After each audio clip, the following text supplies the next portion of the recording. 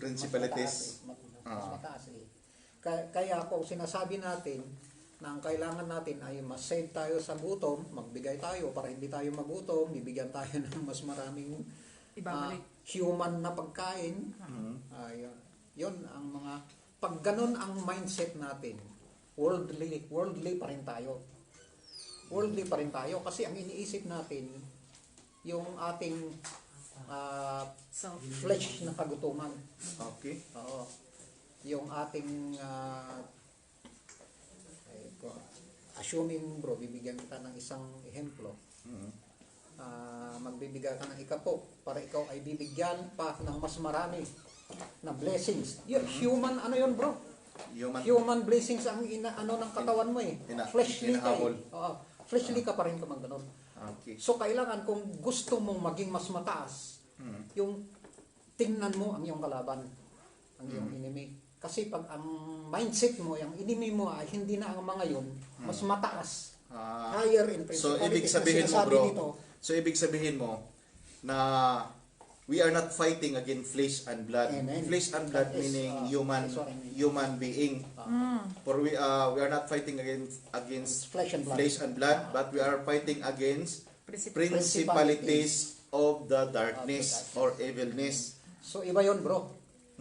Kasi kapag ang mindset natin at tayo ay mga Old Covenant believer, ganun, yung dating ano natin, kalaban natin ay sa tao lang, yung kagutuman, yung sakit, ganon, mga kalaban na tao.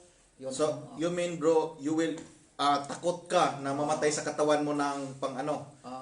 So that's why you halimbawa bro, you can invest a lot of money pag para masave lang ang ang isang body. Yun ay worldly mindset yun bro. So kumbaga, you have to fight it but kailangan pina-fight mo para mabuhay ka.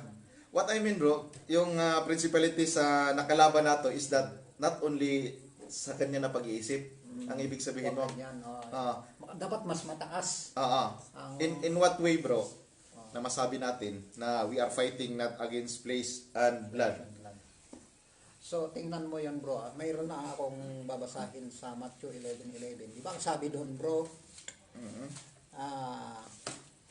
Ang Matthew 11:11, buksan natin mga kapatid. Kasi merong umiba doon eh. Umiba. Basahin natin mga kapatid, Matthew 11:11. Merong makabasa? Matthew 11:11.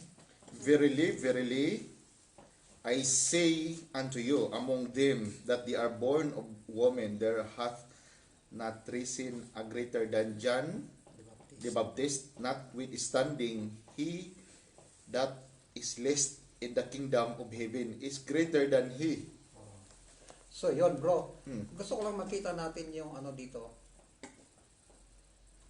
Sa Old Covenant kasi, si John the Baptist ang sinasabi ni Jesus Christ na greatest na prophet. Siya pinaka-greatest na prophet in the Old Covenant. But kahit na siya ang pinaka-greatest sa Old Covenant, ang pinaka-least sa New Covenant ay mas mataas pa kaysa John the Baptist. Kay John the Baptist. Imagine, no? Verily I say unto you, among them that are born of women in the Old Covenant, there hath not risen greater than John the Baptist. No one is greater than John the Baptist in the Old Covenant among the prophet. Notwithstanding, he that is least in the kingdom of heaven, in the New Covenant, in the kingdom of heaven, where the Holy Spirit was already given, the least in the kingdom of heaven is greater than John the Baptist. So merong change doon bro, merong pag-iba. Kasi in the New Covenant, ang sinasabing natin, ang kalaban natin na hindi yung flesh, hindi yung hindi yung kahirapan, hindi yung mga human nga sakit, human na sakit. O kaya, kasi ang nangyayari kasi bro, in the New Testament, halimbawa sa mga disipulo, magawa natin ng example. Doesn't mind sa kanila yung nangyayari sila na kahit haharap sila sa kamatayan. napakalalim yung sinusundan nila na paniniwala. Ito man din ang hinahatak natin ngayon. Oh. Di ba? Hindi nyo ko binan kasi, tingnan mo, kasi basahin mo dito sa baba, ang sabi dito from the days of John the Baptist, after John the Baptist, until now, the kingdom of heaven, yung kingdom of heaven, the kingdom of heaven is under the government of God, no? Here on earth. Sabi dito, kingdom of heaven, suffereth violence, and violent take it by force. For all the prophets and the law prophesied until John.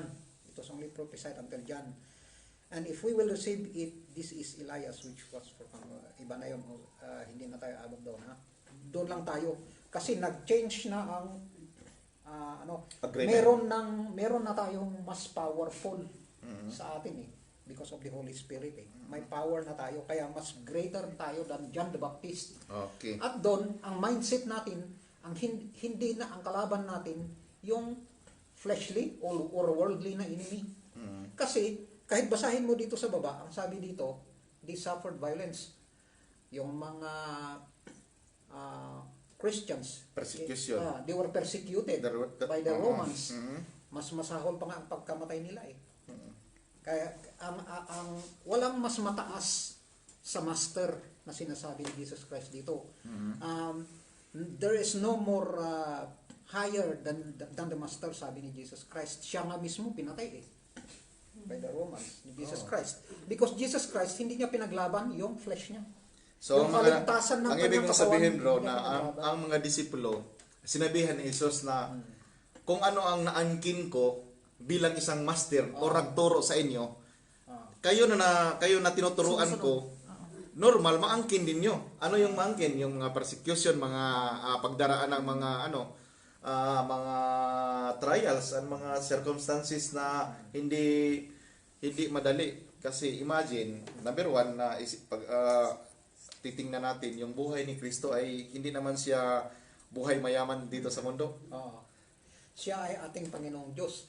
Nung nasa langit pa siya, ang pinili niya na pamilya na kanyang titirhan ay hindi mayaman.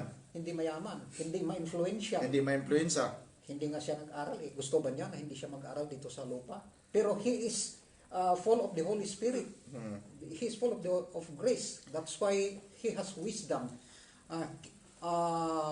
Heavenly wisdom, hindi yung wisdom dito sa lupa ang pinag-usapan natin, hindi yung... So, in other words, bro, kasi sabi niya sa Matthew, all authority was given to him, to me, sabi niya. So, ang lahat ng otoridad, lahat ng kapangyarihan, sabi nga dito, might and dominion and every name that is named. Sino mo yung pinangalanan ka man ng mga pinakasikat na dito sa mundo, under ka pa niya rin, hindi ka pinakapatas. Kung mayroong pinakamataas na nakilala mo dito sa mundo, ang ibig niya sabihin, siya pa rin ang pinakamataas. No? Sabi na, not only in this world, but also in the which is to come. So kahit na yung future na mayroong malalaman mo na ito ay pinakamataas na posisyon, still under pa rin sa kanya. Claro. Amen. Continue tayo bro sa verse 22. And he subjected and he put all things under his feet. Imagine. So, lahat daw ay nalagay sa sa kanyang paa. Okay? Under his feet, and appointed him and he gave him to be a head over all things to the church. Napaka-importante ito, bro. Kailangan pag-usapan natin to, bro. Under his feet. Unang-una, bro, kung malala mo sa sa Genesis 3:15, sabi ni God the Father sa kay basahin na mayroon ako dito The full of man. Yeah. The full of man. Yung dalawang mag-asawa. Genesis 3. Genesis 3:15. And I will cause Sabi hostility.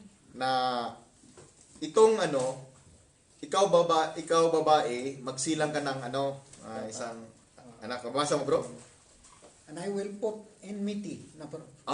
Yan. Enmity meaning maging kaaway mo. And I will put enmity between thee and the woman. And the woman, yun ang bibigyan ng buhay kay And, Jesus. and between thy seed and her seed. So, ito yung sa kalaban natin. It shall bruise thy head. Bruise meaning Saktan. saktan. Thou shalt bruise his heel. Okay. So, kumbaga, yung si Jesus Christ, yun ang sa ulo. Sa ulo titirahin. Pero yung Strike. yung siya din, yung sinasabi yung serpent na yun din ang mag-strike sa paa natin. So, ganito yun. Tapos, dito din sa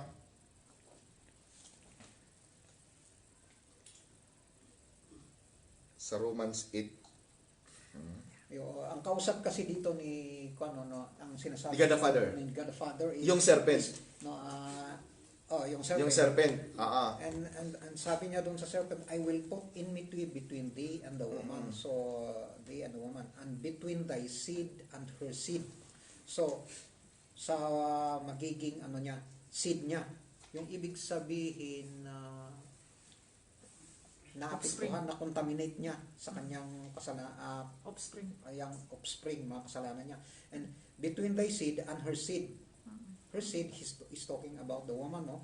It shall bruise thy head. It shall bruise thy head. Saktan niya ang iyong ulo. And thou shall bruise his feet. So, Yun ang pwede anuhin niya yung tutuka. tutukain niya, sasaktan niya yung paa. Pero ang nakadabis, bro, kasi ulo, ang nakadabis, bro, kasi si Jesus Christ ay fatal, mutira sa kalaban, sa ulo kasi.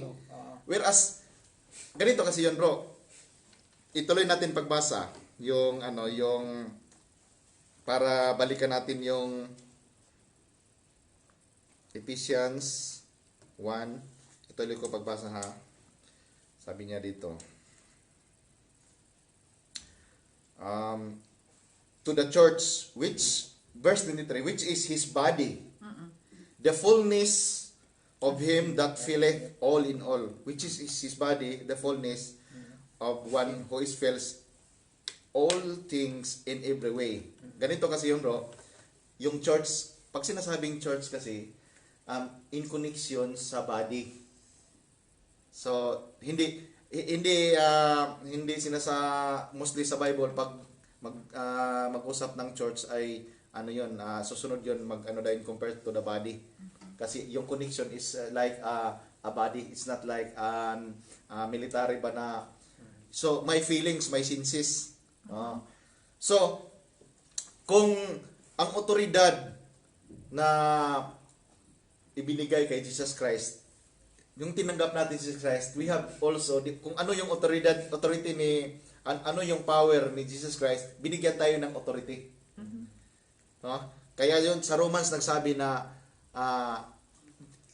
he will crush, he will crush the enemy. Di ba? May kanta tayo na, for the Lord is my tower, and He gave us the power to crush the works of the enemy. So, as a body, the head, ang ulo is Jesus Christ. We are the members of the body. So, kung membro tayo ng katawan ni Kristo, kung may sinasabi si Kristo na mayroon siyang, ang lahat ng bagay ay nilagay niya sa paa niya, under His feet. So, saan man sa atin ngayon yung mga bagay, nasa paa din natin. Di ba? So, we have also, nasa baba din kasi we are in the part of the body. Okay? Amen. So, basahin ko dito po sa Romans 16:20 yung sinasabi mo. Uh-huh. And the God of peace Yan ang ibig kong sabihin. shall bruise Satan under your feet shortly. So under And your the feet God of peace, yon, shall bruise Satan under your feet shortly. Romans 10. Romans? 16:20. Ah, Romans 16:20. Romans the 16:20. God of peace will soon crush Satan under your feet. May the grace of our Lord be with you. Ito yung And the God of peace shall crush, guwapo dito bro, and the God of peace will soon crush Satan under your feet. The grace of our Lord Jesus Christ be with you. So we Amen. are all victors. We are Amen. all overcomers. Yan ang ibig sabihin. Yeah. Because God of peace will shortly Shortly. crush Oo. Satan's Under head under our your feet. Mhm. So dito makikita natin, hindi natin hindi natin lagay sa alanganin yung kakayahan bilang isang Christian. Mayroon tayong tinatawag na authority. Ang kalaban natin, wag nating maliitin din kasi may tinatawag sila na power. Mayroong power do sila. Mayroong power to destroy your life, to destroy your future, to destroy the family. Kaya mag-ingat halimbawa sa mga mag-asawa. Okay? Ang kaaway, God designed marriage life, di ba? So, isa sa mga gusto ng kalaban natin ay papasukin yung relasyon. Talagang para kayo maghiwalay hanggang yun ang trabaho niya the work of the enemy. Especially sa mga maganda yung relasyon. Okay? Kill. So, yun. Papasukin yun. Hanggang na magiba Yeah. ang relasyon kasi that's the work. Mayroon siyang power. Pero ano ang mayroon sa atin bilang isang sumusunod kay Kristo? Sabi niya, all authority. Mayroon tayong authority. Because of His name. Mayroon tayong otoridad. So anong kakaibahan sa power at saka authority? Explain ko sa inyo. Halimbawa, bro, may isang malaking sasakyan. Yung malaking sasakyan ay powerful yan. Di ba? Pwede yan kung ikaw ay nasa gitna, ay sagasaan ka. Sabihin natin, mayroon kang authority dahil naka-uniform ka. Bilang isang anak sa Diyos, di ba? Naka-uniform ka. Ano ang mangyari sa sasakyan? Halimbawa yung sa traffic enforcer, pag may makita na sakyan tapos magsasabi siya na maliit lang, isang tao na maliit, kahit ordinaryo na tao, basta ikaw may uniform, authorized ka, may authority sa iyo, kahit gaano kalaki sa sasakyan, sabihin mo stop. 'Di ba? Anong mangyari sa sasakyan? Ang sasakyan ay napaka-powerful, 'di ba? 'Di ba mag-i-stop yung sasakyan? So, ganyan din ang otoridad na binigay sa atin. Stop ang mga problema sa pangalan ni Jesucristo. Kasi mayroon binibigay na power of grace. The Spirit of grace is power. Na para yung mga gawa ng mga kalaban, para gusto kasi ng mga kalaban na hindi lang siya mag-isa doon. Pero buti na lang yung Word of God is nag-encourage sa atin na mayroon tayong authority to destroy, no? To destroy. So, in other way, bro, mayroon din akong isi-share gusto. Ano ba talaga ang pinakatakutan natin na kalaban dito sa mundo? Yung gutom ba? Kamatayan. Death. Ano ang pinakakalaban natin Death. na kinakatakutan? Yung mawala ka ba ng trabaho? Hindi. Kamatayan. Kamatayan. Pero alam mo, bro, dito sa Bible may sinasabi na kahit na kamatayan, tinalo niya. Hebrew 2. Basahin natin, Hebrew 2. Hebrew 2 or Hebrew 3. Even the key, kasi ang power ng kamatayan ay nagdadala. The key of this power is Satan, devil. Sabi ng Bible, Hebrew 2:14 or 3:14. Kindly help me. Sige. 14. 14.